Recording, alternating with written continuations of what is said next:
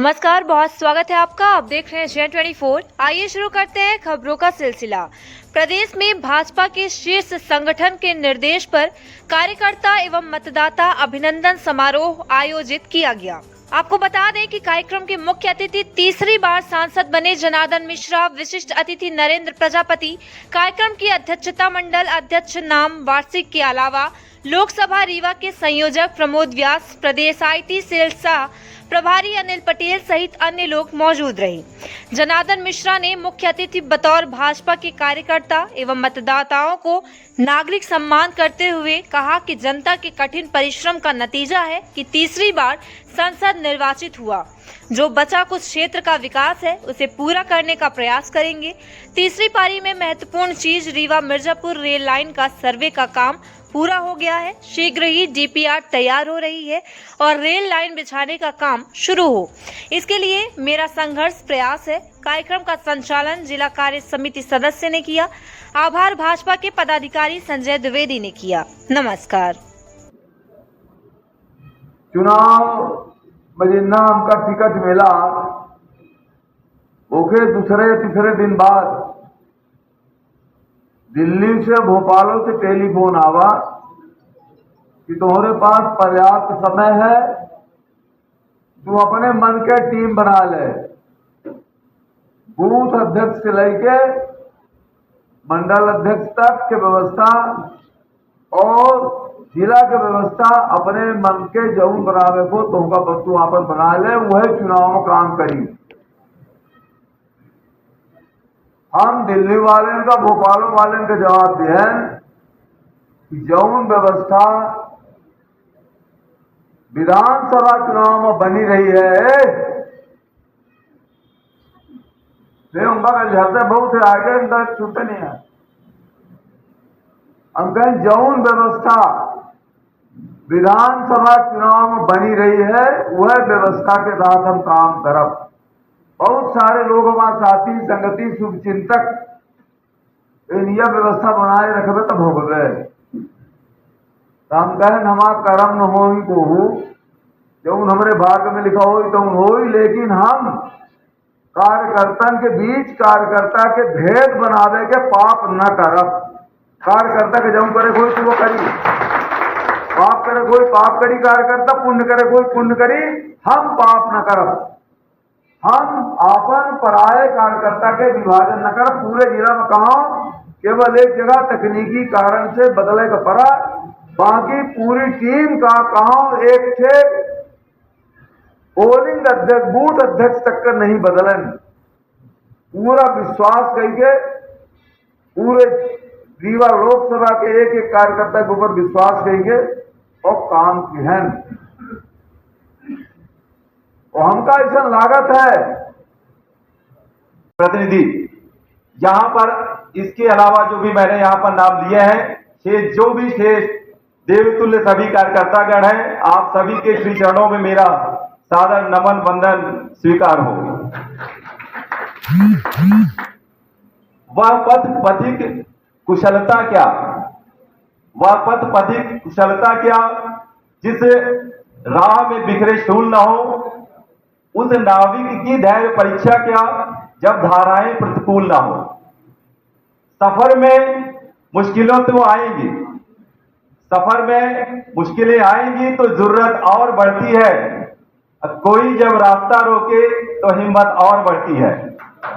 ये मापदंड लेकर के ये कार्यकर्ता चलने वाले हैं जिन्होंने परिणाम दिया है विधानसभा का और लोकसभा का भी।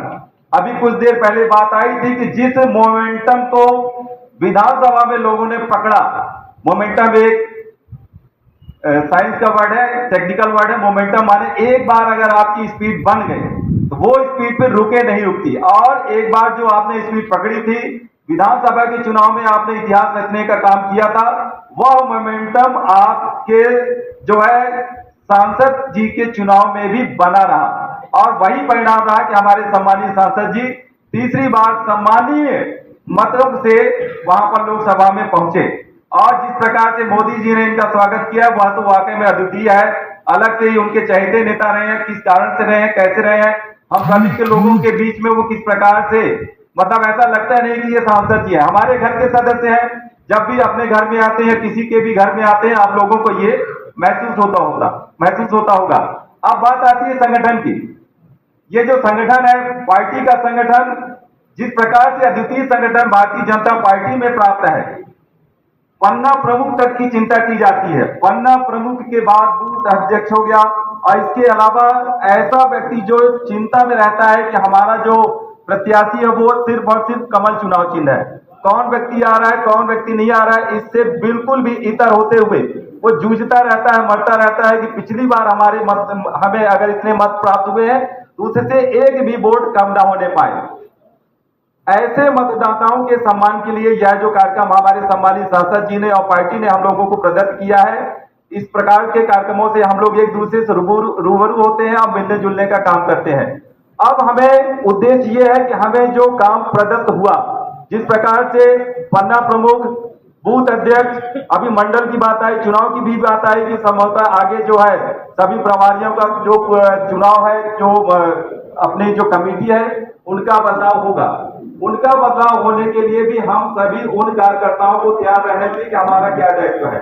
और भारतीय जनता पार्टी का जो दायित्ववान कार्यकर्ता है उसका एक ही दायित्व है कि परम वैभवी भारत होगा, जो हमारी भारत माता है उसे परम वैभव तक ले जाने का काम करना है। हम लोग प्रशिक्षित कार्यकर्ता, बीच बीच में प्रशिक्षण भी हम लोगों को दिए जाते हैं, क्योंकि ये मानव की प्रवृत्ति है कि अगर 1 महीने 2 महीने कोई भी बात हमें सिखाई गई, अगर उसका रिपीटिशन ना हो, रिवीजन ना हो, तो हम भूलने लगते हैं।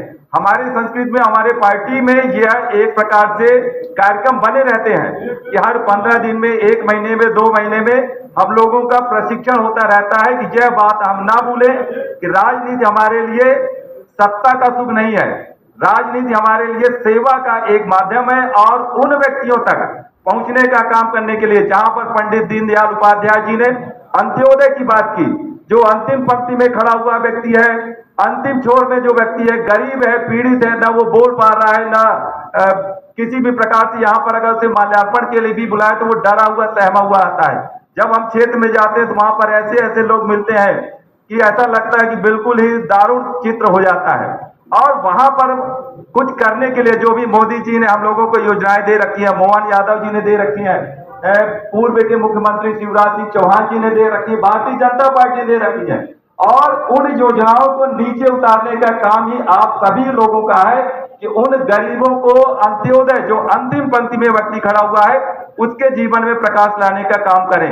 पंडित श्यामा प्रसाद मुखर्जी जी ने जब ये नारा दिया था कि एक देश में 2 विधान और 2 संविधान नहीं रहेंगे, हम लोग तो नारा लगाते हुए यहां तक पहुंचे, जहां हुए बलिदान मुखर्जी वह कश्मीर हमारा है। तो भारतीय जनता पार्टी इन उद्देश्यों को लेकर के चलती है, और ये जो भी कार्यकर्ता है, मात्र शक्तियां है, बाकायदा इन चीजों के लिए क्लियर रहती है कि हमें क्या काम करना है।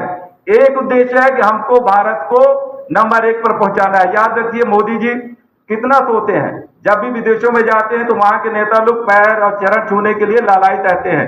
क्यों?